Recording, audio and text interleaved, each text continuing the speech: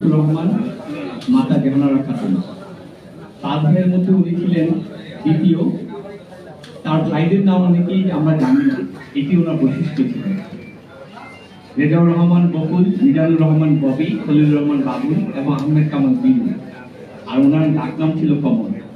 এই হচ্ছে পাঁচ ভাই। ওনার সহধর্মিনীর নাম হচ্ছে খালেদা খানম, পরবর্তীতে আমাদের প্রাণপ্রিয় নেত্রী, দেশ নেত্রী বেগম খালেদা জিয়া। ওনার দুইজন সুযোগ্য পুত্র সন্তান ছিল, তারেক রহমান কিনু এবং আরাফাত রহমান কোকো। আজ আমাদের মাঝে রাজনৈতিক পরিমণ্ডলে তারেক রহমান কি, সেটা আমার নতুন করে ব্যাখ্যা করতে হবে। এই হচ্ছে ওনার কারিগরি পরিচিতি। আমরা যদি ওনার শিক্ষা জীবন দেখি, আমি খুব সংক্ষিপ্তভাবে বলি, উনি কলকাতায় ডেভিড হেয়ার স্কুলে সপ্তম শ্রেণী পর্যন্ত পড়ালেখা করেছেন। তারপরে করাচিতে যে 1952 সালে ম্যাট্রিকুলেশন পরীক্ষায় দ্বিতীয় বিভাগে উত্তীর্ণ হন একাডেমি স্কুল থেকে। 53 সালে উনি করাচি ডিজে কলেজে ভর্তি হন। একই সালে উনি কাতুল পাকিস্তান মিলিটারি একাডেমিতে অফিসার ক্যাডেট হিসেবে যোগ দেন। শৈশব কেটেছে আংশিক বগুড়ায়, গ্রামাঞ্চলে, আংশিক কলকাতায় এবং কিছু সময় করাচিতে। স্কুলে হকি দলের একজন চৌকস খেলোয়াড় ছিলেন। ইংরাজিতে বক্তৃতা করতেও খুবই পারদর্শী ছিলেন। হালকা পাতলা গড়ে শ্যামলা রঙের জিয়া ছিল নাজুক ও চাপা স্বভাবের। কিছু ছাত্র হিসেবে ছিল মেধাবী, লেখাপড়ার ব্যাপারে ছিলেন অত্যন্ত মনোযোগী। তার চলাফেরা ছিল সৈনিকদের মতো, অবসরে সিংহভাগ কাটত তার লাইব্রেরি। আমরা তার সামরিক জীবনের কথা যদি বলি, খুবই বর্ণাঢ্য একটি সামরিক জীবন। 55 সালে যখন লেফটেন্যান্ট হলেন, 57 সালে তিনি ইস্ট বেঙ্গল রেজিমেন্টে স্থায়িত হন। 69 সালে থেকে 64 সাল পর্যন্ত বাংলাদেশে উনি গোয়েন্দা সংস্থার লোক হিসাবে কাজ করেছেন এবং এই সময়টি উনি দিনাজপুরে থাকাকালীন সময় ওনার সহধর্মিণী খালেদা খানমের সাথে তার বিবাহ বন্ধনে আবদ্ধ হন। এটি ছিল ওনার বাংলাদেশে দীর্ঘ সময় একটি জায়গায় অবস্থান করেন। 1965 সালে ভারত পাকিস্তান যুদ্ধে জিয়া রহমান যে দক্ষতা দেখেছেন, যে গুরুত্বপূর্ণ অবদান রেখেছেন, তার জন্য সেখানে কমান্ড ফোর্সের তার জন্য ওনাকে সেখানে গুরুত্বপূর্ণ কর্মদক্ষতার জন্য পুরস্কার দেওয়া হয়। 1966 সালে পাকিস্তান মিলিটারি একাডেমিতে একজন প্রশিক্ষক নিযুক্ত হন। 1969 সালে তিনি জয়দেবপুরে দ্বিতীয় ইস্ট বেঙ্গল রেজিমেন্টের সেকেন্ড ইন কমান্ড হিসেবে যোগদান করেন। এখান থেকে উনি চলে যান 70 সালে দেশের জার্মানিতে। ওখানে তিনি উচ্চতর প্রশিক্ষণ গ্রহণ করে 70 সালে এসে জিয়া রহমান তৎকালীন একজন মেজর চট্টগ্রাম ইস্ট বেঙ্গল রেজিমেন্টে সেকেন্ড ইন কমান্ডে বদলি হন।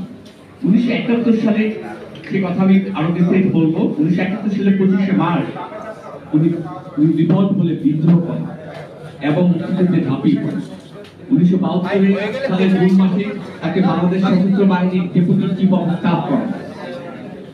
1973 সালের মাঝামাঝি সময় তিনি একজন ব্রিগেডিয়ার এবং বছরের শেষ দিকে একজন মেজর জেনারেল হন। 25শে আগস্ট 75 সালে সেনাপ্রধান হন। 3রা নভেম্বর ওনার সেনাপ্রধান থেকে পদত্যাগ করে গৃহবন্দী করা হয় এবং 7ই নভেম্বর ওনাকে পুনরায় সিপাহী জনতা মুক্ত করে সেনাপ্রধান হিসাবে আবারও পুনঃপ্রতিষ্ঠা করেন। 19 নভেম্বর 1976 সালে সামরিক আইন প্রশাসক হন। ওনার সামরিক জীবনের সংক্ষিপ্ত রূপে স্বাধীনতা যুদ্ধে বীরত্ব গাথায় একটি অধ্যায় জিয়া রহমান রচিত হয়েছে এবং জিয়া রহমানের নাম এবং স্বাধীনতা বা মুক্তিযুদ্ধের নাম অঙ্গাঙ্গিভাবে জড়িত। বাংলাদেশ অভ্যুত হয়ে তার অবদানের কথা আমরা সবাই জানি। উনি স্বাধীনতার ঘোষণা দেন 26শে মার্চ 2 বার, নিজেকে একবার প্রভিন্সিয়াল হেড হিসাবে, পরবর্তীতে কাজ করে on behalf of Sheikh Mujibur রহমানের নিমিত্ত স্বাধীনতা ঘোষণা দেন। উনি ঘোষণা দিয়ে বিদ্রোহ করে প্রথম দিকে উনি নোয়াখালী এবং চট্টগ্রাম অঞ্চল কিছু সময় দখলে রাখেন, কিন্তু পাকিস্তানি বাহিনীর মূল আক্রমণে স্ট্র্যাটেজিক কারণে উনি পিছু হটেন এবং ভারতে যে উনি সংগঠিত হন। পরবর্তীতে আপনারা জানেন 1 নম্বর সেক্টরের কমান্ডার হয়েছিলেন, জুনের দিকে এসে 11 নম্বর সেক্টরের কমান্ডার হন। পরিশেষে উনি জেলসফ নামে একটি মুক্তিযুদ্ধ ভিত্তিক একটি ফাইটার গ্রুপ তৈরি করেন, যা বাংলাদেশের ইতিহাসে অভ্যুদয়ের সাথে অঙ্গাঙ্গিভাবে জড়িত। এই অবদানের জন্য তাকে সর্বোচ্চ জীবিত মুক্তিযোদ্ধাদের মধ্যে সর্বোচ্চ বীরত্ব পুরস্কার বীর উত্তম দেওয়া হয়।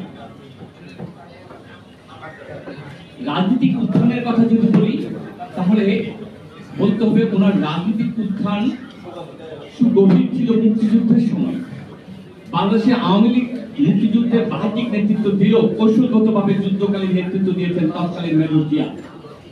তিনি তখন পাকিস্তান সরকারের চাকরিজীবী ছিলেন। মনে রাখতে হবে তার পোশাক ছিল পাকিস্তানি, অথচ কি রকম একটি সাহসী মানুষ তার দূরদৃষ্টি সম্পন্ন হলে সে রিভল্ট করে এবং মুক্তিযুদ্ধে যায়, দেশ স্বাধীনের ঘোষণা দেয়। এটি কল্পনা অসত্য একটি ব্যাপার। আজকে আপনি নিজেকে দিয়ে চিন্তা করুন, আপনি থাকলে কি করতেন? যখন রাজনৈতিক দলগুলি আওয়ামী লীগ দ্বিধা দ্বন্দ্বে নিজেদের আঁকে গোছাতে অথবা দেশ ছেড়ে পালিয়ে কলকাতায় বসে আছে, সেই একটি মুহূর্তে একটি সৈনিক, একটি মেজর কিভাবে দেশের জন্য সাহসী ভূমিকা রাখে সেটির একটি চিহ্ন হচ্ছে আমাদের সৈনিক। ৩রা নম্বর একই অবস্থা আসে, এমনই বন্দী হন, কিন্তু ৭ই নভেম্বর সিপাহী জনতা ওনাকে আবারও রাজনৈতিক পাদক পিঠে নিয়ে আসে এবং রাজনৈতিক ক্ষমতার কেন্দ্রে নিয়ে যান। এইভাবে 1975 সালে ৭ই নভেম্বর জিয়া রহমানকে পুনরায় সেনাপ্রধানের দায়িত্ব দেওয়া হয়। জিয়া রহমান 19 নভেম্বর 1976 সামরিক আইন প্রশাসক হন এবং পরিশেষে 21 এপ্রিল 1977 সালে রাষ্ট্রপতির ছায়া পদত্যাগ করলে বাংলাদেশের রাষ্ট্রপতি হন। এই হচ্ছে ওনার রাজনৈতিক উত্থানের ট্র্যাক রেকর্ড। ছোট্ট করে যদি সশস্ত্র বাহিনীতে ওনার রাষ্ট্র নায়ক হিসাবে জিয়ার সংস্কার প্রক্রিয়া, আজকে যে সংস্কার প্রক্রিয়া আমরা কথা বলছি, বাংলাদেশের ব্যাপক সংস্কার বা বেসিক সংস্কার কিন্তু উনি করেছেন। প্রথম কথা হলো স্বাধীনতার পরে ৭৫ 15ই আগস্ট পর্যন্ত সশস্ত্র বাহিনীতে যে বিশৃঙ্খলা সেটি প্রলং হয় ৭ই নভেম্বর পর্যন্ত। তার মধ্যে শৃঙ্খলা ফিরে আনার কাজটি ছিল জিয়া রহমানের অন্যতম কাজ। তা না হলে এই দেশ একটি বিশৃঙ্খলা বিচ্ছিন্নতাবাদী দেশ হওয়ার সুযোগ ছিল এবং সার্বভৌমত্ব হারিয়ে ইন্ডিয়ার সোলজার আমাদের দেশকে অকুপাইড করতে পারত। সেরকম একটা জায়গায় তার নেতৃত্ব ছিল একটি বড় ধরনের সংস্কার। একদলীয় শাসন ব্যবস্থা ছিল, সেটিকে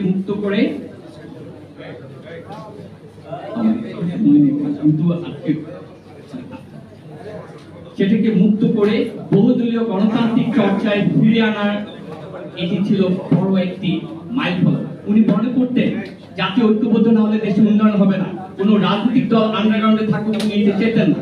সে কারণে উনি বহুদলীয় গণতন্ত্র প্রবর্তন করেন এবং রাজনীতিকে ওপেন করেন, যার আওতায় আওয়ামী লীগ সহ অন্যান্য অনেক দল বর্তমানে রাজনীতি করার সুযোগ পায়। সংবিধানে বিসমিল্লাহ রহমানির রহিম ইনক্লুড করেন এবং সংবিধানে শুধু এটি করেন না, সর্বশক্তিমান আল্লাহর প্রতি পূর্ণ আস্থা ও বিশ্বাস রেখে উনি নীতি প্রণয়ন করেন। সংবিধানের সমাজতন্ত্রকে সংজ্ঞায়িত করেন, আগে যে সংজ্ঞা ছিল না। উনি বলেন যে অর্থনৈতিক এবং ন্যায় বিচার হবে সমাজতান্ত্রিক চেতনা এবং অনুচ্ছেদ 2 ইনক্লুড করে রাষ্ট্র ইসলামী সংহতি ভিত্তিতে মুসলিম দেশগুলির মধ্যে ভ্রাতৃত্ব সম্পর্ক সুসংহত, সংরক্ষণ এবং শক্তিশালী করার চেষ্টা করবে। পরিশেষে বাংলাদেশ জাতীয়তাবাদ উনি ইনক্লুড করেন। জাতীয়তাবাদ নিয়ে আমার নতুন করে বলার কিছু নাই। এই দেশ নানা বর্ণ, নানা গোষ্ঠী, নানা লিঙ্গের, নানা ধর্মের, নানা সংস্কৃতির জাতি, তাদেরকে কোথায় আমরা পরিচয় করব এক বাক্যে, সেটি হচ্ছে বাংলাদেশ জাতীয়তাবাদ। উনি সেটির প্রবক্তা। যদি বাঙালি জাতীয়তাবাদ বলে আমরা জাতিকে বিভক্তির জায়গায় যে জিনিসটা ছিল সেটিকে উনি ঠিক করেন। সামরিক শাসন তুলে দেন, নির্বাচন দেন, সকল সংবাদপত্রকে উনি স্বাধীন করেন, বিচার বিভাগকে স্বাধীনতা দেন, দেশে আইন শৃঙ্খলা পুনরুদ্ধারের জন্য পুলিশ বাহিনীকে আধুনিকায়ন করেন এবং পুলিশ বাহিনীর সংখ্যা তাৎক্ষণিকভাবে প্রায় দ্বিগুণ করে দেন। 22 ফেব্রুয়ারি 1978 সালে বিচারপতি আব্দুল সাত্তারকে আহ্বায়ক করে জাগো দল তৈরি করেন। উনি মনে করেন রাজনৈতিক দল ছাড়া রাজনৈতিক দল দেশ শাসন করবে, গণতন্ত্রের মূল বিষয়। সেই জন্য উনি নিজেও একটি রাজনৈতিক দল, প্রথমে একটি রাজনৈতিক ফ্রন্ট তৈরি করে উনি রাজনৈতিক দল করে, নামটি ছিল জাগো দল, যেটা আহ্বায়ক ছিলেন আব্দুল সাত্তার। তার পরবর্তীতে 1978-এর 1 সেপ্টেম্বর জিয়া রহমান বাংলাদেশ জাতীয়তাবাদী দল গঠন করেন এবং 9 এপ্রিল 1979 সালে 5ম সংশোধনী কার্যকর হওয়ার মধ্য দিয়ে সামরিক আইন প্রত্যাহার করেন এবং দেশকে গণতান্ত্রিক ধারায় ফিরিয়ে আনে, নির্বাচন দেন। রাষ্ট্র বিনির্মাণে জিয়া রহমানের 4টি পিলারকে এখন পর্যন্ত আমাদের মেইন পিলার হিসেবে ধরে নিতে পারি, যার মধ্য দিয়ে দেশ পরিচালিত হচ্ছে এখনো, বা দেশের অর্থনীতি অথবা স্বাবলম্বিতা প্রমাণিত হচ্ছে। একটা হচ্ছে কৃষিক্ষেত্রকে উনি আমূল পরিবর্তন করেন এবং কৃষিকে উনি মনে করেন যে খাদ্য নিরাপত্তা ছাড়া এই জাতির মুক্তি নাই, এবং কৃষির ব্যাপক ব্যাকওয়ার্ড এন্ড ফরওয়ার্ড লিঙ্কেজ তৈরি করেন। একদিকে যেমন প্রতি জমিকে উনি বহু সিজনের ফসলে পরিণত করেন, আরেকদিকে তেমন সারের ব্যবস্থা করেন এবং সার কারখানা তৈরি করেন। আপনারা জানেন আধুনিক কৃষি ব্যবস্থা আনেন এবং কৃষি ক্ষেত্রে গবেষণার ক্ষেত্রে উনি প্রণোদনা দেন। আরেকটা হচ্ছে গার্মেন্ট শিল্প, অধিক জনসংখ্যাকে উনি অ্যাড্রেস করতে গিয়ে গার্মেন্ট শিল্পের গোড়াপত্তন করেন এবং এটি বিকাশের জন্য উনি ব্যবস্থা করেন। আরেকটা হচ্ছে অধিক জনসংখ্যার দেশে আমাদের জনশক্তি রপ্তানি, যেটাকে আমরা বলছি এখন রেমিটেন্স যোদ্ধা, সেই রেমিটেন্স যোদ্ধাদের রাস্তা তৈরি করেন আমাদের শহীদ জিয়া, যার মধ্য দিয়ে আজকের বৈদেশিক মুদ্রা অর্জনের একটি পথ এখন পর্যন্ত এটি এক নম্বর। দিন শেষে উনি করেন যে শিল্প কলকারখানা অথবা বেসরকারীকরণ, ব্যবসা বাণিজ্য ক্ষেত্রে প্রণোদনা দেন, উনি সংস্কার করে আইনের পরিবর্তন করেন, উনি লোনের ব্যবস্থা করেন। এই বিষয়গুলি 4টা বিষয় আজও বাংলাদেশের মূল চালিকা শক্তি। অর্থনৈতিক ও সামাজিক সংস্কারের ক্ষেত্রে উনি সবচেয়ে বড় যে চার্টার ঘোষণা করেন সেটি হচ্ছে 19 দফা। এটি আপনারা জানেন 19 দফা ছিল একটি কর্ম পরিকল্পনা যা স্বাধীনতা ও সার্বভৌমত্বকে রক্ষার পাশাপাশি একটি আত্মনির্ভরশীল জাতি গড়ার প্রতিশ্রুতি বহন করতেন। এই কর্মসূচির মাধ্যমে তিনি জনগণকে উন্নয়নের অন্তর্ভুক্ত করার কথা বলেছিলেন। উদ্দেশ্য কি ছিল 19 দফার? খাদ্যের স্বয়ংসম্পূর্ণতা, গ্রামীণ অর্থনীতিকে শক্তিশালী করা, দুর্নীতিমুক্ত সমাজ ব্যবস্থা গড়ে তোলা, সকল নাগরিকের ন্যায্য অধিকার প্রতিষ্ঠা। পাশাপাশি তিনি কৃষি শিল্পের উন্নয়ন, নারী ক্ষমতায়ন, যুব সমাজকে দেশ গঠনে উদ্বুদ্ধ করা এবং শিক্ষা ও স্বাস্থ্য খাতে ব্যাপক সংস্কার দৃষ্টিভঙ্গি উপস্থাপন করেন, যা আজকে নতুন ভাবে যদি বলি এটি এসডিজি সমতুল্য একটি চার্টার ছিল তৎকালীন সময়। সঙ্গত কারণে জিয়া রহমান কতটা সুদূর প্রসারী ছিলেন, কতটা সেক্টরাল উন্নয়নের কথা চিন্তা করতেন, শুধু চিন্তাই করতেন না, উনি ইমপ্লিমেন্ট করে দেখিয়েছেন 3.5 বছরের দেশকে খাদ্যের স্বয়ংসম্পূর্ণ করে। সঙ্গত কারণে আমি মনে করি জিয়া রহমানের এটি ছিল ওনার রাজনীতির যে মিনিং, রাজনীতি করার যে অর্থ, সেটি উনি মাঠ পর্যায়ে ফলিয়েছেন। অর্থনৈতিক লক্ষ্য অর্জনের জন্য ওনারা কি কি পদক্ষেপ নিয়েছিলেন? খাল খনন করেছেন, সমাজ থেকে নিরক্ষরতা দূর করেছেন, মাঠ ও কারখানায় উভয় ক্ষেত্রে উৎপাদনকে প্রণোদনা দিয়েছেন, উৎসাহ দিয়েছেন, পরিবার পরিকল্পনার ব্যবস্থা করেছেন। উনি মনে করতেন জাতি হিসেবে আগাতে হলে আমাদের জনসংখ্যা রোধ করতে হবে এবং জনসংখ্যাকে আমাদের অ্যাড্রেস করতে হবে।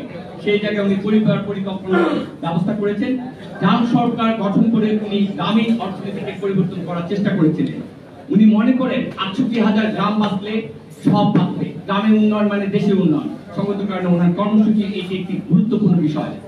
এই ধারাবাহিকতায় উনি ওনার জীবন দশায় 6.4 জিডিপি গ্রোথ, আজকের এই জিডিপি না, ফেক বা ম্যানিপুলেটেড জিডিপি না, রিয়েল জিডিপি ছিল 6.4, যেটা এবার ওই সময় এটা পারা যায়নি অন্য দেশে আমাদের জিয়া রহমান করে দেখিয়েছেন।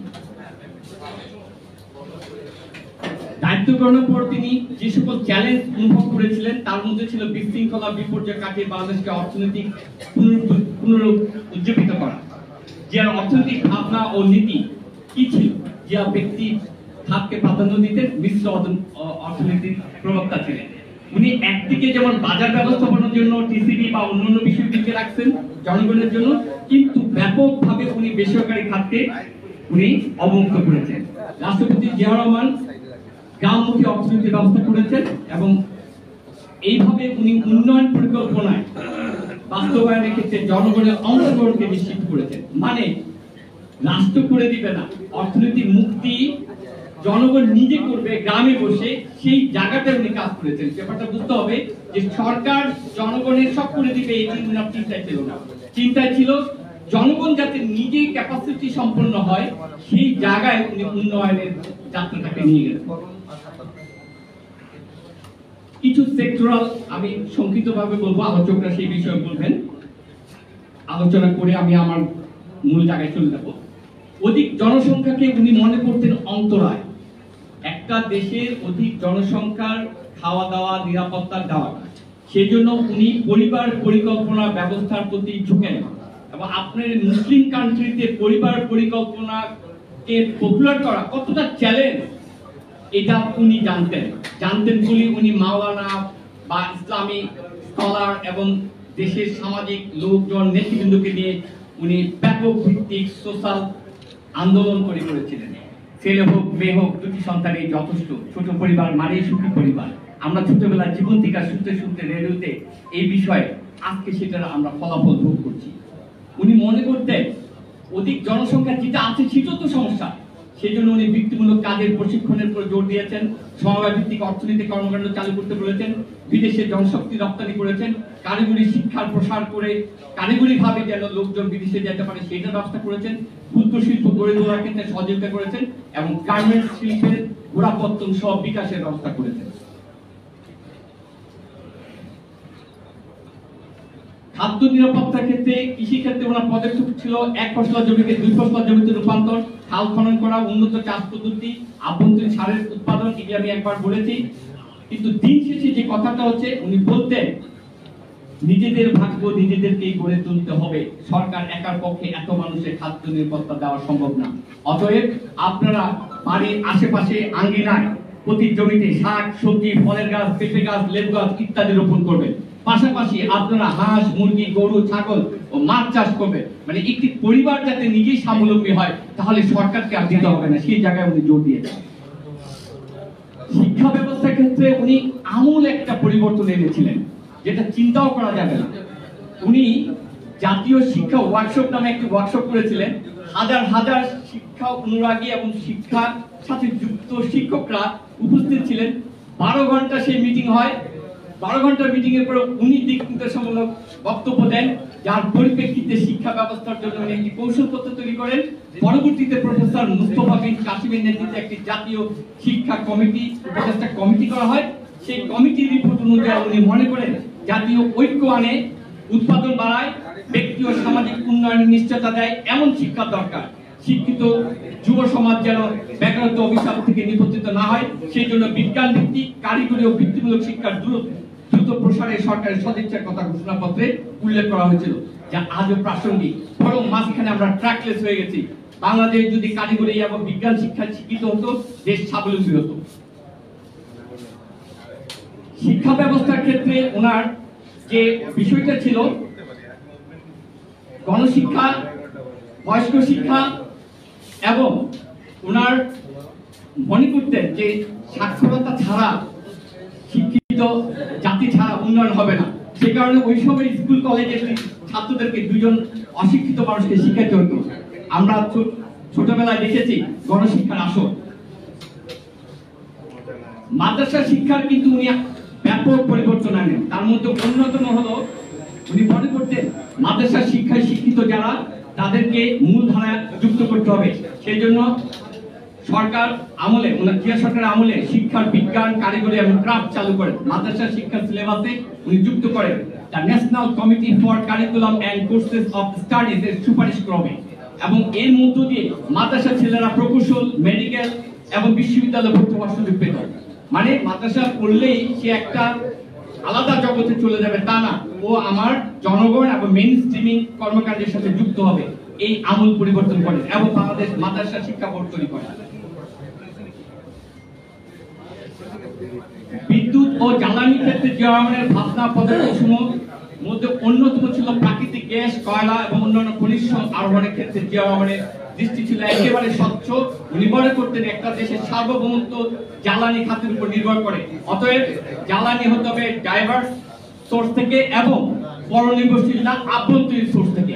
সঙ্গত কারণে উনি পেট্রো বাংলা তৈরি করেছিলেন, পেট্রোনাসের আওতায় মতো করে আদলে, যেটা মালয়েশিয়ার মাহাথির মাহমুদ যেভাবে পেট্রোনাস করেছিলেন, উনি বাংলাদেশে পেট্রো বাংলা করেছিলেন, যাতে তেল গ্যাস আমাদের নিজস্ব প্রযুক্তিতে হয়। এবং আপনারা অবাক হবেন, উনি ডাইরেক্ট মেধাবী ছাত্রদেরকে ইন্টারমিডিয়েটে রিক্রুট করে পেট্রোলিয়াম পড়ার জন্য বাইরে পাঠিয়েছিলেন নাইজেরিয়ায়। সঙ্গত কারণে ওই দেশটাকে নাইজেরিয়ার ব্যস্ত বলা হয়। তার মানে উনি কতটা সুদূর প্রসারী, যা আজকে পর্যন্ত আমরা দেখতে পাইনি। পরবর্তীতে কম পয়সায় বিদ্যুৎ পায় যেন সেই ব্যবস্থা, এবং আজকে যে আমরা দেখি পল্লী বিদ্যুতায়ন বোর্ড 1977 সালে গ্রামীণ বিদ্যুৎ বিতরণের জন্য ওনার এই আমেরিকা থেকে যে কনসেপ্ট সেটাকে উনি বাংলাদেশে 77 সালে করেছেন পল্লী বিদ্যুতায়ন বোর্ড, যেটা নিয়ে আমরা প্রায় আন্দোলনে দেখতেছি, যেটা ভেস্টেড ইন্টারেস্ট গ্রুপ সেটাকে নষ্ট করে তার মধ্যে দিয়ে ব্যবসা বাণিজ্য লুটপাট করছে। খনিজ সম্পদ আহরণের ক্ষেত্রে ওনার ছিল সুদূর প্রসারী চিন্তা। তেল গ্যাস অনুসন্ধান, দিনাজপুর ফুলবাড়িতে কঠিন শিলা উত্তোলন, কক্সবাজার টেকনাফের সমুদ্র সৈকতের বালু উত্তোলন, চুনাপাথর উত্তোলন, নেত্রকোনা বিজয়পুরের চীনামাটি ও সাদামাটি ব্যাপারে উনি ব্যাপকভাবে করেছেন। একটা বিষয় একটুখানি বলি, আমরা উত্তরবঙ্গে কঠিন শিলা বা হার্ড রক মাইন বলি না, এটা যখন জিয়া রহমান গোড়াপত্তন করেন, এটা যখন প্রোডাকশনে আসে তখন এটা কস্ট ছিল পার টন $9। আর ইন্ডিয়া থেকে আমাদের পাথর 85% পাথর দেশের চাহিদা আনতে হতো ইন্ডিয়া থেকে, তাদের রেট ছিল $31। রাতারাতি ইন্ডিয়া সেই রেট $13 আনে, আর বাংলাদেশ বেচে হলো $11 থেকে $13 মধ্যে। আপনি বুঝতে পারছেন জাতীয় বুনিয়াদ কোথায় রচিত হয়। এটা একটা বড় উদাহরণ। তখন এই হার্ড রক মাইন যখন পড়েছে, মানুষ হাসছে, মানুষ বলছে মাইন করে পাথর আনতে হয়, ইন্ডিয়াতে তো পাথর উপরে আছে, কেটে কেটে আনলে হয়, কিন্তু ইন্ডিয়ার উপরে নির্ভরশীলতা করা যাবে না।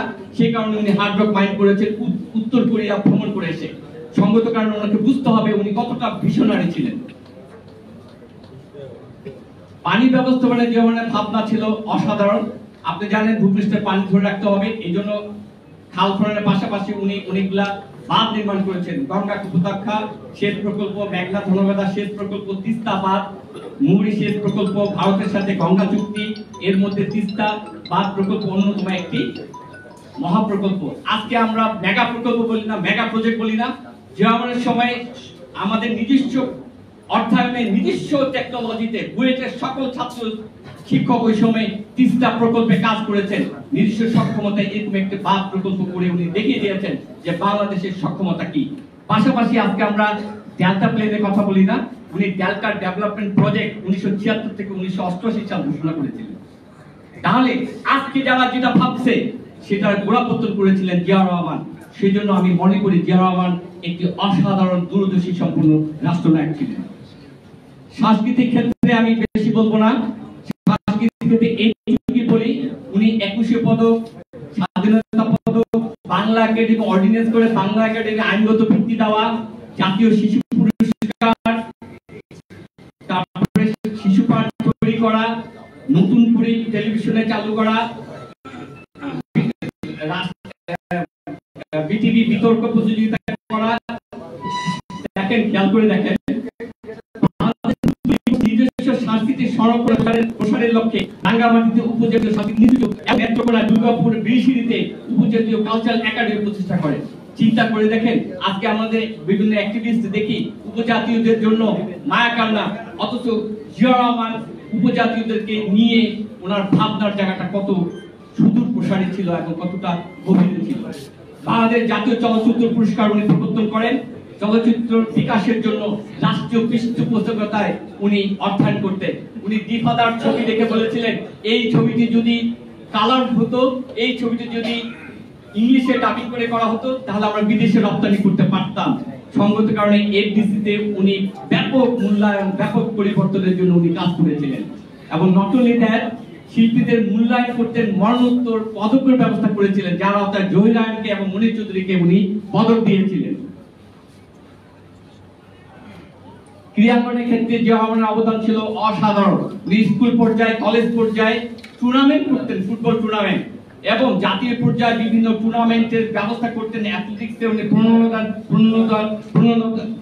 প্রণোদনা দিতেন এবং ক্রীড়াঙ্গনে উনি নিজে হকি খেলতেন। একসময় আপনাদের অনেকে যারা সিনিয়র মনে আছে, হকি খেলা আমাদের দেশে কিন্তু প্রমিটিং একটা খেলা ছিল, সে হকি উনি খেলতেন, উনি ব্যবস্থা করেছিলেন। আর সাংস্কৃতিক অঙ্গনের বিকাশের জন্য খেলাধুলার বিকল্প নাই, এটি উনি নিজে মনে করেছেন, সবসময় তাই মনে করতেন। পরিবেশের ক্ষেত্রে আমি দুটো কথাই বলি। পরিবেশের ভাবনা যখন বিশ্ব ভাবেনি, বাংলাদেশের রাষ্ট্রপতি শহীদ জিয়া ভেবেছেন। 1977 সালে পলিউশন কন্ট্রোল অর্ডিন্যান্স আইন, 1977 সালে পলিউশন কন্ট্রোল অর্ডিন্যান্স, আবারও বলছি, তৈরি করেছেন, যার মধ্য দিয়ে আজকে আমাদের ডিওই, ডিপার্টমেন্ট অফ এনভায়রনমেন্ট তৈরি হয়েছে। উনি তাই করেননি। শ্রমজীবী মানুষদের কর্ম পরিবেশে অকুপেশনাল হেলথ সেফটি এনভায়রনমেন্ট এটা নিয়ে উনি আইন করেছেন 81 সালে। এই ভাবনা ওনাকে ভাবিয়েছে যে আমার শ্রমিক ভাইরা, আমার কৃষক ভাইরা, আমার জনগণ যারা কাজের সাথে যুক্ত থাকবে তাদের কর্ম জায়গায় পরিবেশ যাতে ঠিক থাকে তার জন্য সেফটি আইন উনি তৈরি করেছেন। এছাড়া উনি পরিবেশের জন্য নিজে মৃত্যু পেয়েছিলেন, কম খরচ করতেন, কম যেতেন, না হলে না সেরকম জায়গা থেকে কিন্তু উনি অ্যাক্ট করেছেন। পররাষ্ট্রনীতির ক্ষেত্রে আমি মোটা দাগে দুই একটা কথা বলি। দেশের সার্বভৌমত্ব স্বাধীনতা রক্ষা ছিল ওনার 1 নম্বর প্রায়োরিটি। সকলের সাথে সর্বোত্তম মৈত্রী, সার্বভৌমত্ব, সমতা ও একে অন্যের আভ্যন্তরীণ ব্যাপারে হস্তক্ষেপ না করা, ভিত্তিতে সম্পর্ক প্রতিষ্ঠা করা। উনি মনে করতেন বন্ধু এই অঞ্চলের শান্তি ও স্থিতিশীলতা নিশ্চিত করবে। বন্ধুত্ব এবং গঙ্গার পানি বন্টন চুক্তি, সীমান্তের সমস্যা, আপনারা জানেন তাৎপর্যের বিষয়টা, জাতিসংঘের অস্থায়ী নিরাপত্তা পরিষদের সদস্য হওয়া, সার্ক গঠন করা, ইসলামী বিশ্বের সাথে সম্পূর্ণ। আজকে ইরান আর ইসরায়েল লেগে গেছে, ওই সময় ইরান আর ইরাকের যুদ্ধে উনি কিন্তু অবদান রেখেছেন এই যুদ্ধ থামিয়ে দেওয়ার ক্ষেত্রে। আজকে সে বিশ্বে সেই নেতৃত্ব কিন্তু অভাব দেখা দিচ্ছে। বর্ষিয়ান বর্মী তথা মায়ানমারের উদ্বাস্ত রোহিঙ্গাদের ব্যাপারে ওনার যে পদক্ষেপ ছিল আজও জাতি ভুলেনি। সেইটারই বেসলাইন ধরে আজকেরও আমাদের উচিত সেইভাবে মায়ানমার রিফিউজিকে ফেরত পাঠানো, দক্ষিণ তালপুরকে অধিকার নিশ্চিত করা, এগুলি ছিল ওনার অন্যতম ফুটিং। জিয়ামান সম্পর্কে আমি প্রায় শেষ পর্যায়ে জিয়ামান সম্পর্কে কিছু উক্তির কথা না বললে না। স্বাধীনতা সৈয়দ মাহমুদ আলী, সহযোগী, London school of economics and political science, উনি কি বলেছেন? স্বাধীনতা বাংলাদেশকে যে ভিতের উপরে দাঁড় করিয়েছেন, অস্থিরতা সত্ত্বেও জিয়ার শাসনামল এই রাষ্ট্রকে তার চেয়ে অনেক বেশি মজবুত ভিতের উপর দাঁড় করিয়ে দিয়ে গেছে। ওনার সম্পর্কে উইলিয়াম বি মাইলাম কি বলেছেন? এটা কল্পনা করা কঠিন যে জিয়া যদি 1981 সালের পরিবর্তে 1975 সালে নিহত হতেন তাহলে বাংলাদেশের ভাগ্যে কি ঘটত। বাংলাদেশ খুব সহজেই আফগানিস্তান বা লাইবেরিয়ার মতো একটি ব্যর্থ রাষ্ট্রে পরিণত হতে পারত। জিয়া সেই পরিণতি থেকে বাংলাদেশকে বাঁচিয়েছেন। আমাদের মাওলানা ভাসানী কি বলেছেন? আমি আমার জীবনে তোমার চেয়ে বেশি সরকার ও নেতাদের দেখেছি, ব্রিটিশ আমল দেখেছি, পাকিস্তান আমল দেখেছি। তুমি আমাকে একটা উদাহরণ দেখাও কোনো রাজনৈতিক নেতা দুর্নীতি করে নাই। এখন কিন্তু জিয়ার ব্যক্তিগত দুর্নীতি কোনো প্রমাণ পাওয়া যায় নাই। কোন রকম স্বজনপ্রীতি ও তার মধ্যে নেই, স্বজনপ্রীতিও তার মধ্যে নেই। তার আত্মীয় স্বজনকে চেনে না, তাদের কোনো সুযোগ সুবিধা দেওয়া না। একজন সৎ শাসকের প্রতি প্রশংসাই তার প্রাপ্য, এটি মাওলানা ভাসানী বলেছেন।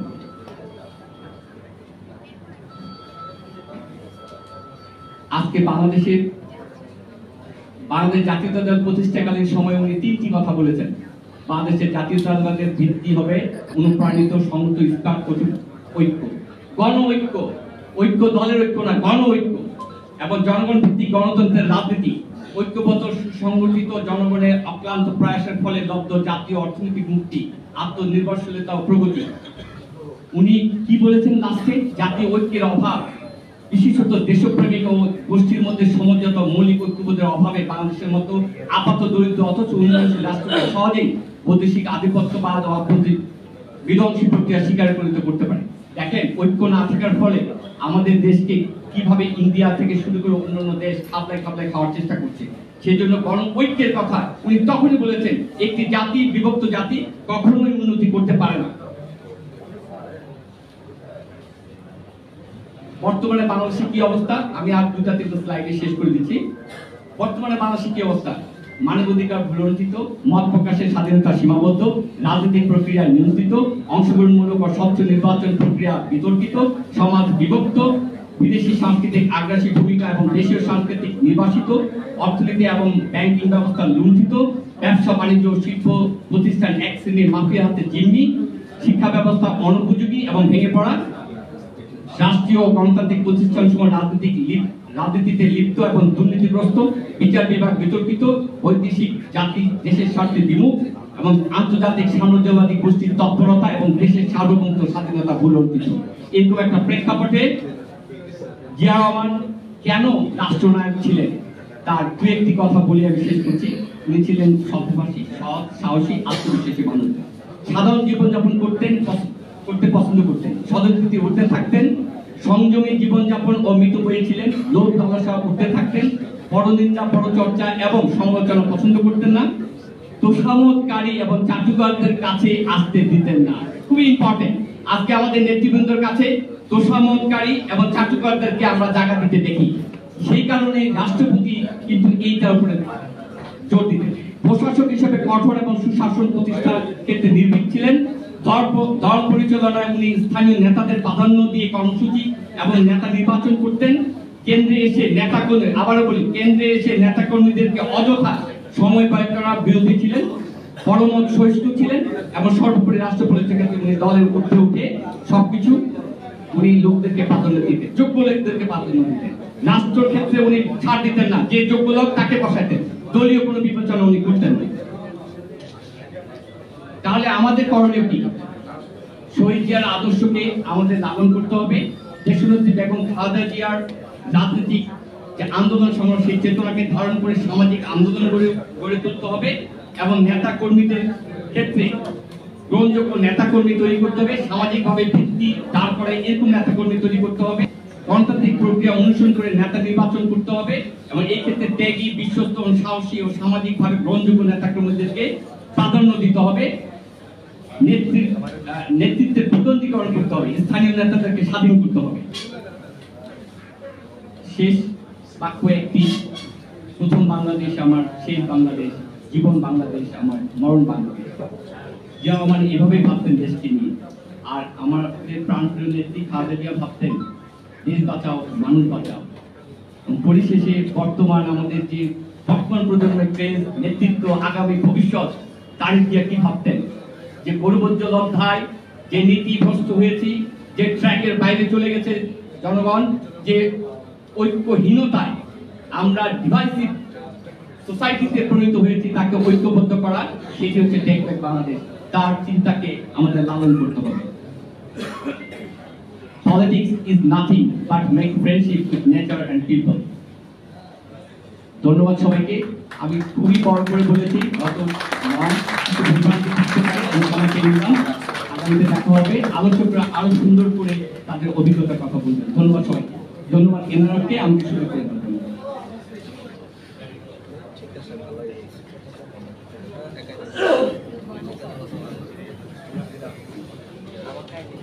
ধন্যবাদ আমাদের প্রেজেন্টার অধ্যাপক জামাল উদ্দিন রুনু ভাইকে। আপনারা যারা খুব যত্ন সহকারে, মনোযোগ সহকারে শুনেছেন, বিশেষ করে আপনাদেরকে কৃতজ্ঞতা।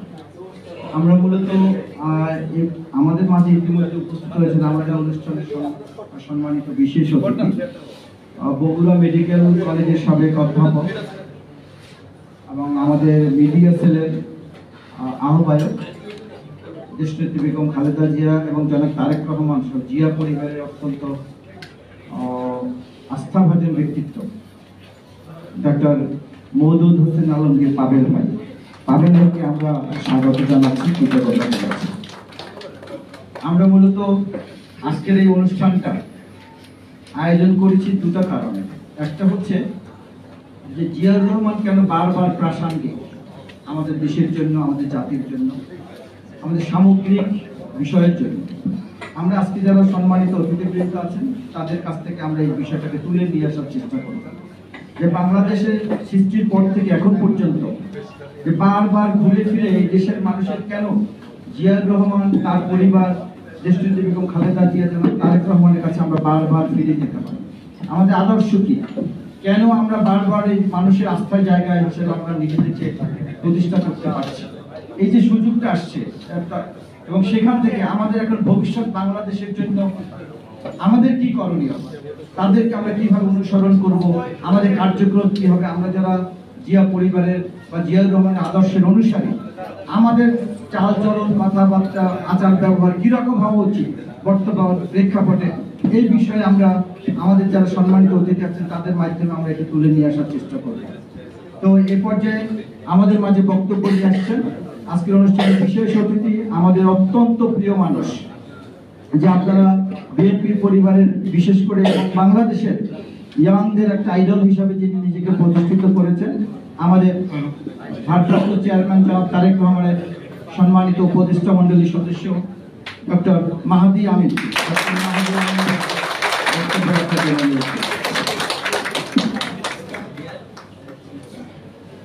আসসালামু আলাইকুম। রাষ্ট্রনায়ক জিয়াউর রহমানের নেতৃত্ব ও বর্তমান বাংলাদেশ শীর্ষক এই আলোচনা সভায় উপস্থিত এনআরএফের সদস্যবৃন্দ, উপস্থিত বরেণ্য শিক্ষাবিদবৃন্দ, সাংবাদিকবৃন্দ, রাজনীতিবিদবৃন্দ এবং সকল সুদবৃন্দ, আপনাদের সবাইকে আন্তরিক ধন্যবাদ এবং শুভেচ্ছা। আজকে আমাদের মাঝে উপস্থিত রয়েছেন প্রধান অতিথি হিসেবে প্রফেসর ডক্টর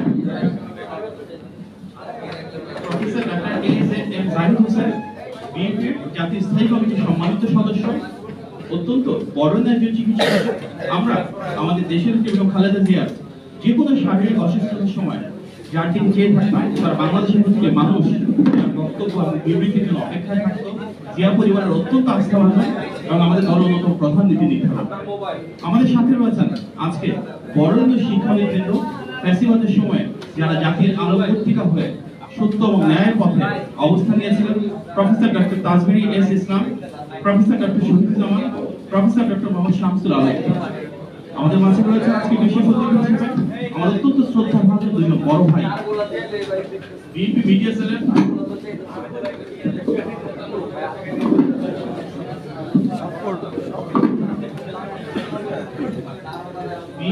সেলের সম্মানিত আস্থাক প্রফেসর ডক্টর মোহাম্মদ মওদুদ আলমগীর পাগল রয়েছেন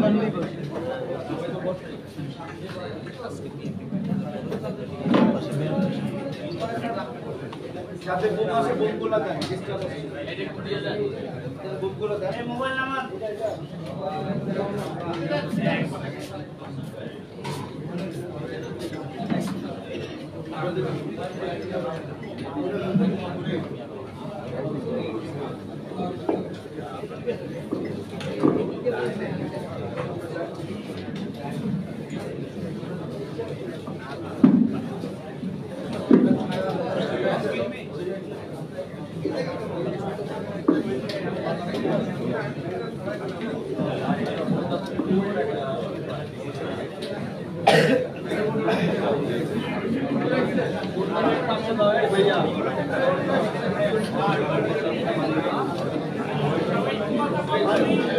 আমার শ্রদ্ধাভাজন বড় ভাই, বিএনপির আন্তর্জাতিক বিষয় সম্পাদক ব্যারিস্টার নাসিরউদ্দিন অসীম ভাই, যিনি সবসময় প্রেরণা জুগিয়েছেন, অত্যন্ত আন্তরিকভাবে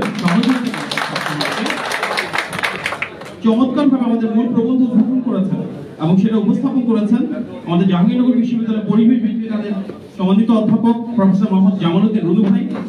আজকে অনুষ্ঠানের সঞ্চালনে রয়েছেন আমার আরেক প্রিয় ভাই, অত্যন্ত প্রাঞ্জলভাবে যিনি উপস্থাপন করেন ফরিদ ভাই, এবং সভাপতিত্ব করছেন সৈয়দ আব্দুল আহমেদ। শুধু আমার দেশের নির্বাহী সম্পাদকই নন বা এনআরএফের আহ্বায়কই নন, উনি ফ্যাসিবাদ বিরোধী আন্দোলনের দীর্ঘ সময় একজন কলম যোদ্ধা হিসেবে, একজন বুদ্ধিজীবী হিসেবে, একজন সত্যিকার অর্থে দেশপ্রেমিক সাংবাদিক হিসেবে যা সত্য, যা ন্যায়, সেটি জাতির সামনে উপস্থাপন করেছে। আজকে আমাদের যে আলোচনার বিষয়বস্তু শহীদ প্রেসিডেন্ট জিয়াউর রহমানের যে ভূমিকার কথা আমরা যদি চিন্তা করি, আমরা বাংলাদেশের যে সত্তা, যে অস্তিত্ব, তার প্রত্যেকটার সঙ্গে কিন্তু উনি আজও অনেক বেশি প্রাসঙ্গিক। আমাদের প্রধান যে আকাঙ্ক্ষা, আমাদের পরিচিতি, আমরা স্বাধীন দেশের স্বাধীন নাগরিক, সেই স্বাধীনতা আমরা পেয়েছিলাম কারণ অসীম ঝুঁকি নিয়ে নিজের জীবনকে জাতির সামনে উপস্থাপন করেছিলেন একটা রিস্কের মাধ্যমে, সেই সময় স্বাধীনতার ঘোষণা দিয়ে। 1971 সালে 26শে মার্চ যদি তৎকালীন মেজর জিয়াউর রহমান স্বাধীনতার ঘোষণা না দিতেন, হয়তো আমাদের স্বাধীনতার পথযাত্রা দীর্ঘায়িত হতো আরো অনেকটা সময়। তিনি শুধু মৃত্যু ঝুঁকি দিয়ে স্বাধীনতার ঘোষণাই দেন নাই, রণাঙ্গনে ঝাঁপিয়ে পড়েছেন, একজন সেক্টর কমান্ডার হিসেবে সরাসরি মুক্তিযুদ্ধে অংশগ্রহণ করেছেন। স্বাধীন বাংলাদেশে তিনি সফল সেনাপ্রধান হয়েছিলেন। সিপাহী জনতার গণ অভ্যুত্থানের মাধ্যমে তিনি বাংলাদেশের প্রথম যে গণ অভ্যুত্থান, সেটিতে জনগণের মনিকথা রাষ্ট্রনায়ক ভাবে বের হয়ে আসে, সারা দেশের মানুষকে ঐক্যবদ্ধ করেছিলেন। বাংলাদেশের ইতিহাসে প্রথমবারের মতন ভোটের অধিকার প্রতিষ্ঠার মাধ্যমে নির্বাচিত রাষ্ট্রপতি হয়েছিলেন।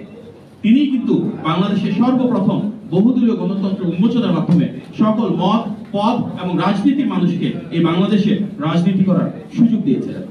আজকের বাংলাদেশে যেটি সবচেয়ে বড় দল, সবচেয়ে জনপ্রিয় দল, বাংলাদেশ জাতীয়তাবাদী দল বিএনপি, সেটিও কিন্তু ওনার হাত ধরে সৃষ্টি। বাংলাদেশের ঐক্যের প্রতি যে আদর্শ, বাংলাদেশি জাতীয়তাবাদের আদর্শ, যার অর্থ আমাদের ভিন্ন ধর্ম, বর্ণ, অবস্থান, রাজনৈতিক বিশ্বাস যাই হোক না কেন, এই বাংলাদেশ আমাদের সবার, এই বাংলাদেশের প্রতিটি ধর্মের মানুষের, প্রতিটি বর্ণের মানুষের সমান অধিকার থাকবে, সমান স্বাধীনতা থাকবে, মহান মুক্তিযুদ্ধের যে আদর্শ সাম্য, মানবিক মর্যাদা এবং সামাজিক সুবিচার সেটাই বাংলাদেশে প্রতিষ্ঠিত হবে, সেটিও কিন্তু শহীদ জিয়াই আমাদেরকে দিয়ে গিয়েছেন। আজ উনি চলে যাওয়ার 4 দশক পেরিয়ে গিয়েছে, এখনো কিন্তু সে বাংলাদেশী জাতীয়তাবাদী বাংলাদেশের জাতীয় ঐক্যের আদর্শিক প্রতীক। আমরা যদি দেখি, শহীদ প্রেসিডেন্ট জিয়াউর রহমান একটি নতজান পররাষ্ট্র নীতি পেয়েছিলেন, যেটি একটি নির্দিষ্ট দেশকে কেন্দ্র করেছিল।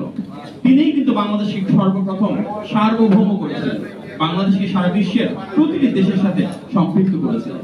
যুক্তরাষ্ট্র, যুক্তরাজ্য, ইউরোপ, অস্ট্রেলিয়া, কানাডা, মধ্যপ্রাচ্য প্রতিটি জায়গায় তিনি ফরেন পলিসির পার্ট হিসেবে ইন্টিগ্রেট করেছিলেন, সার্ক প্রতিষ্ঠা করেছিলেন, ওআইসির সাথে বাংলাদেশের সম্পর্ক জোরদার করেছিলেন, জাতিসংঘে বাংলাদেশকে একটি মর্যাদার জায়গা নিয়ে গেছিলেন। যার ফলে আমরা দেখেছি উনি বাংলাদেশের ইতিহাসে প্রথম ফরেন পলিসিকে ইকোনমিক পলিসির সাথে ইন্টিগ্রেট করে বাংলাদেশে গার্মেন্ট শিল্প এবং বাংলাদেশ থেকে বহির্বিশ্বে জনশক্তি রপ্তানি শুরু করেছিলেন। আজও বাংলাদেশের অর্থনীতি সেই গার্মেন্ট শিল্প আর বিদেশে আমাদের জনশক্তি রপ্তানির উপর দাঁড়িয়ে রয়েছে। আমরা যদি দেখি শিক্ষা ক্ষেত্রে সর্বপ্রথম সংস্কার তিনি করেছিলেন, তার সঙ্গে বাংলাদেশে ভোকেশনাল এবং টেকনিক্যাল এডুকেশন শুরু হয়।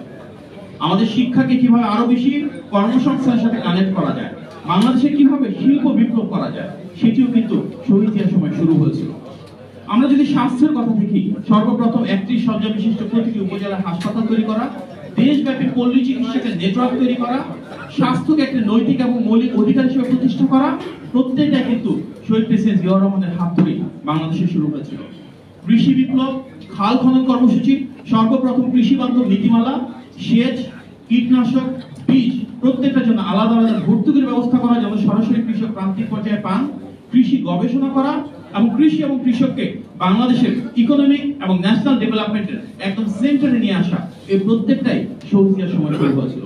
উনি প্রথম আমরা দেখেছি যে সরাসরি নিজে কোদাল হাতে খাল খননে কৃষকের সাথে কাঁধে কাঁধ মিলিয়ে নেমে গিয়েছিলেন। আমরা যদি আজকে বাংলাদেশের যুবকদের কথা বলি, নারীর কথা বলি, সর্বপ্রথম যুবক এবং নারীদের জন্য আলাদা অধিদপ্তর এবং মন্ত্রণালয় সৃষ্টি করা, ওনাদের ক্ষমতায়িত করা, গার্মেন্ট শিল্পের মাধ্যমে নারীদের আলাদা আলাদা কর্মসংস্থান তৈরি করা, যুবকদের জন্য দেশে এবং বিদেশে আলাদাভাবে কাজের সুযোগ সৃষ্টি করা, তাদেরকে এমপ্লয়মেন্টের জন্য পর্যাপ্ত ট্রেনিং দেওয়া, এই প্রত্যেকটা কিন্তু শহীদ জিয়ার হাত ধরে শুরু হয়েছিল। ভেঙে পড়া রাষ্ট্র কাঠামো উনি পেয়েছিলেন, যেখানে অধিকাংশ রাষ্ট্র প্রতিষ্ঠান উনি প্রাইভেটাইজ করেছেন।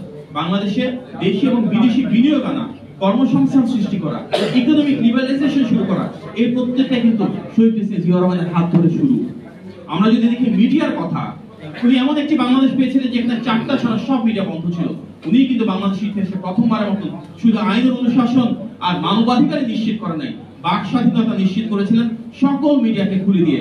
যার কারণে বাংলাদেশে আমরা যদি দেখি বিবিসি, সিএনএন সহ সকল আন্তর্জাতিক গণমাধ্যম এবং দেশি গণমাধ্যমের সর্বাধিক বাক স্বাধীনতা এবং প্রসার ওনার হাত ধরে শুরু হয়েছিল। আমাদের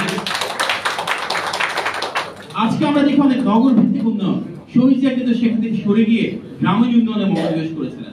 উনি গ্রামীণ সরকারের কথা বলেছিলেন, সেটি শুধু শুরুই করেননি। আজকে যে এনজিওর বিকাশ আমরা দেখেছি, প্রায় প্রত্যেকটা এনজিও কিন্তু ওনার সময় পলিসি ফ্রেমওয়ার্কের মাধ্যমে বাংলাদেশে বিকশিত হয়েছিল। উনি চেয়েছিলেন উন্নয়ন এবং উৎপাদনের রাজনীতি, যার মাধ্যমে তৃণমূলের ক্ষমতায়ন হবে, যার মাধ্যমে প্রতিটি শ্রেণী এবং পেশার মানুষের ভাগ্যের পরিবর্তন হবে। শহীদ প্রেসিডেন্ট জিয়াউর রহমান কিন্তু শুধু সাম্য, মানবিক মর্যাদা এবং সামাজিক সুবিচার প্রতিষ্ঠাই করেননি, এর পাশাপাশি ওনার সময় সর্বপ্রথম আমাদের ইসলামী মূল্যবোধের আলোকে সাংবিধানিক পরিবর্তন হয়। আমরা আমাদের এই বাংলাদেশকে একদিকে যেমন বাংলাদেশী জাতীয়তাবাদের মাধ্যমে একটি বৃহত্তর ঐক্যে পরিণত করেছিলাম, ঠিক একই সাথে সংখ্যাগরিষ্ঠ মুসলমানদের দেশে ধর্মীয় অনুভূতিটাকে আমাদের রাষ্ট্র পরিচালনা তিনি সর্বপ্রথম সন্নিবেশ করেছিলেন। শহীদ প্রেসিডেন্ট জিয়াউর রহমান দেশের এবং দেশের বাইরে যারা রয়েছে বাংলাদেশ বিরোধী অপশক্তি, তাদের যে ষড়যন্ত্র, তার কারণে খুব অল্প সময়, মাত্র 4 বছর বাংলাদেশকে পরিচালনা করে শহীদ হয়েছিলেন। কিন্তু ওনার 4 বছর উনি বাংলাদেশকে 4 দশকেরও বেশি সময় এগিয়ে দিয়েছিলেন। যার কারণে আজকে উনি চলে যাওয়ার এত বছর পরও আমাদের বাংলাদেশের যে আদর্শ, বাংলাদেশের যে অস্তিত্ব, আমাদের স্বাধীন সার্বভৌম বাংলাদেশের যে স্থায়িত্ব, আমাদের যে সত্তা, এই প্রত্যেকটার সাথে শহীদ জিয়ার নাম সরাসরি জড়িত রয়েছে। আজ হয়তো শহীদ জিয়াউর রহমান নেই, কিন্তু ওনার রেখে যাওয়া দল বিএনপি রয়ে গেছে। এবং সেই বিএনপি যেটি নেতৃত্ব দিয়েছে শুধু বিএনপি না, বাংলাদেশের প্রতিটি গণতন্ত্রকামী রাজনৈতিক দল, ব্যক্তি এবং প্রতিষ্ঠানের নেত্রী, বাংলাদেশের গণতন্ত্রের মা দেশনেত্রী বেগম খালেদা জিয়া। শহীদের আদর্শকে ধারণ করে কিন্তু দেশনেত্রী ওনার পলিসিগুলোকে অ্যাডপ্ট করেছিলেন। আমরা যদি দেখি মেয়েদের ক্ষমতায়নের জন্য ক্লাস 10 পর্যন্ত free education, food for education programme, দেশব্যাপী বৃক্ষ মেলা, বাংলাদেশের সবচেয়ে কার্যকরভাবে ক্ষুদ্র এবং মাঝারি শিল্পের বিকাশ, বিদেশি বিনিয়োগ আনা, বাংলাদেশের সকল প্রাইভেট ইউনিভার্সিটি শুরু করা, গ্রেডিং সিস্টেম ইন্ট্রোডিউস করা, আমাদের ফাইন্যান্সিয়াল ইনসেন্টিভ তৈরি করা, বাজেটের পরিসর বাড়ানো, প্রত্যেকটা বিষয় কিন্তু দেশনেত্রীর জনসম্পৃক্ত জনবান্ধব সরকারের সময় হয়েছিল। বাংলাদেশের যে সংস্কারের কথা বলা হয়, আজকের বাংলাদেশে সবচেয়ে জনপ্রিয় শব্দ সংস্কার, তার কিন্তু বাংলাদেশের ইতিহাসে জনক ছিলেন শহীদ প্রেসিডেন্ট জিয়াউর রহমান। সবার আগে রাষ্ট্র কাঠামোকে উনি মেরামত করেছিলেন, যেভাবে বাংলাদেশকে নতজন পররাষ্ট্রনীতি থেকে বেরিয়ে এনে সার্বভৌম করেছিলেন, উন্নয়ন এবং উৎপাদনের রাজনীতি করেছিলেন, প্রতিটি সেক্টরকে ঢেলে সাজিয়েছিলেন। সেই ধারাবাহিকতায় 1991 সালে যখন সরকার গঠন করেন, বহুদলীয় গণতন্ত্রের পরবর্তীতে কিন্তু স্বৈরশাসন যে এসেছিল সেটিকে ভেঙে আমাদের এই বাংলাদেশে সংসদীয় গণতন্ত্র আমাদের এই দেশের খালেদা জিয়া শুরু করেছিলেন। ওনার সঙ্গে সর্বপ্রথম বাংলাদেশের স্বাধীন দেশের স্বাধীন নাগরিক হিসেবে রাষ্ট্রীয় মালিকানা ফেরত হয়েছিল। বাংলাদেশের প্রতিটি মানুষ স্বাধীনতা এবং নিজেদের অধিকার পুনঃপ্রতিষ্ঠা করেছিল। সেই ধারাবাহিকতায় আমরা দেখেছি বর্তমানে যিনি বিএনপি নেতৃত্ব দিচ্ছেন, বিএনপির ভারপ্রাপ্ত চেয়ারম্যান জনাব তারেক রহমান, শহীদ প্রেসিডেন্ট জিয়াউর রহমান এবং দেশনেত্রী বেগম খালেদা জিয়া এই গণতান্ত্রিক আদর্শকে ধারণ করে গত 16 বছর ধরে অত্যন্ত প্রতিকূল একটা সময়ে গণতান্ত্রিক অভিযাত্রায় নেতৃত্ব দিয়েছেন। আমাদের যে ফ্যাসিবাদ বিরোধী আন্দোলন, সবচেয়ে বড় রাজনৈতিক দল হিসেবে সবচেয়ে বেশি ত্যাগ স্বীকার করেছে বিএনপি। গত 16 বছরে আমাদের 60 লক্ষ নেতা কর্মীর বিরুদ্ধে মিথ্যা মামলা হয়েছে, আমাদের প্রায় 3000-এর বেশি নেতা কর্মী শহীদ হয়েছেন, আমাদের 1000-এর বেশি নেতা কর্মী গুম হয়েছেন। এমন একটি বাংলাদেশের জন্য যেখানে আমরা শহীদ জিয়ার সময় যেরকম আমরা দেখেছিলাম, দেশনেত্রীর সময় আমরা যেরকম দেখেছিলাম, সেরকম স্বাধীন দেশের স্বাধীন নাগরিক হিসেবে মাথা উঁচু করে গণতান্ত্রিক মানুষের স্বীকৃতি নিয়ে বেঁচে থাকবে। সেই বাংলাদেশের জন্য সবচেয়ে বেশি ত্যাগ বিএনপি স্বীকার করেছে, কারণ আমাদের নেতৃত্ব দিয়েছেন বাংলাদেশের গণতন্ত্র এবং ঐক্যের প্রতীক জনাব তারেক রহমান। আমরা যদি দেখি এই গণ অভ্যুত্থানেও এককভাবে একটি সংগঠন হিসেবে সবচেয়ে বেশি শহীদ হয়েছেন বিএনপি। আমাদের 522 জন নেতাকর্মী শহীদ হয়েছেন, আমাদের শুধু ছাত্র দলের 143 জন শহীদ হয়েছেন। কিন্তু এই ত্যাগ, এই সংগ্রাম আমরা কখনো স্বীকৃতির জন্য করি নাই। যার কারণে আমরা যদি দেখি গত 16 বছরে যে আওয়ামী লীগের ফ্যাসিবাদ কায়েম হয়েছিল মিস ইনফরমেশন এবং ডিসইনফরমেশন ক্যাম্পেইনের উপর ভিত্তি করে, তারা এমন একটা অবস্থা সৃষ্টি করেছিল বিএনপি এবং গণতান্ত্রিক রাজনৈতিক দলের যে কোনো লেজিটিমেট আন্দোলনকে তারা কঠোরভাবে মানবাধিকার লঙ্ঘনের মাধ্যমে দমন করত। যার কারণে বিএনপির হাজার হাজার মানুষকে তারা হত্যা করেছে, সে জায়গাটাকে লেজিটিমাইজ করেছে। কোনো মিডিয়া তখন সত্য ঘটনা তুলে ধরতে পারে নাই। এই কারণে কিন্তু একটি কৌশল হিসেবে আমাদের নেতারা সিদ্ধান্ত নিয়েছিলেন যে আন্দোলনে বিএনপি সর্বশক্তি দিয়ে সর্বোচ্চ সাংগঠনিক শক্তিমত্তাকে ব্যবহার করে রাজপথে থাকবে, কিন্তু আমরা আমাদের দলীয় ব্যানার ব্যবহার করব না। এই কারণেই কিন্তু আমরা যদি দেখি এই যে জুলাই 16 তারিখে সর্বপ্রথম যখন আবু সাঈদ শহীদ হলেন, সে একই দিনে আমাদেরও কিন্তু চট্টগ্রামে ওয়াসিম আকরাম ছাত্র দলের একজন নেতা শহীদ হয়েছিলেন, যিনি আমাদের নেতা তারেক রহমানের ডাকে রাজপথে নেমে এসেছেন। 17 তারিখে আমাদের পল্টন অফিস রেড দিয়ে ঘেরাও করা হয়েছিল, আমাদের হাজার হাজার নেতাকর্মীকে গ্রেফতার করা হয়, তৃণমূল থেকে শীর্ষ পর্যায় পর্যন্ত সবাইকে গ্রেফতার করা হয়েছিল, যেন এই আন্দোলনকে কোনোভাবে বিএনপিকে দুর্বল করা হয়। কিন্তু সেটা তারা করতে পারে নাই। তার প্রমাণ এই যে 18 তারিখে যখন অনেক মানুষ শহীদ হয়েছেন মীর মুগ্ধ সহ, সেখানে কিন্তু আমাদের ছাত্র দলের 10 জনের বেশি শহীদ হয়েছেন ঢাকার বুকে। অর্থাৎ এই আন্দোলনে যদি আমরা দেখি 16 তারিখ থেকে 5 আগস্ট পর্যন্ত প্রতিটি দিন যারা শহীদ হয়েছিলেন, প্রত্যেকের